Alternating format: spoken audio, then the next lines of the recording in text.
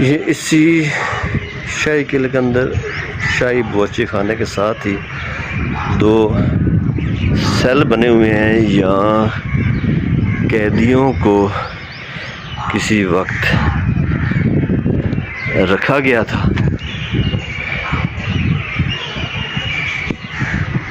ये कैदी कौन थे, इसमें सबसे अहम नाम जो है वो पाकिस्तान के वज़ीर आज़म जुल्फ़िकार अली भुट्टो का है कि उसे यहाँ इस जगह पर इस सेल में कैद रखा गया था।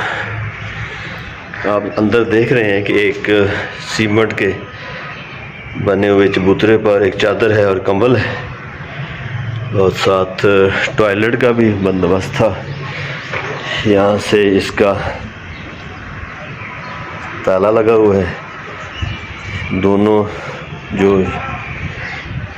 जंगले यहाँ लगे हुए हैं इसको आप देख सकते हैं। ये उसका अंदर का हाल है।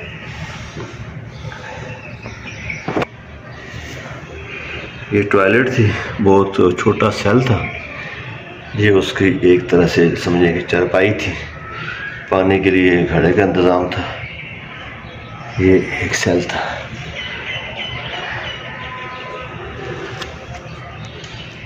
कैद खाना जिसे कहते हैं।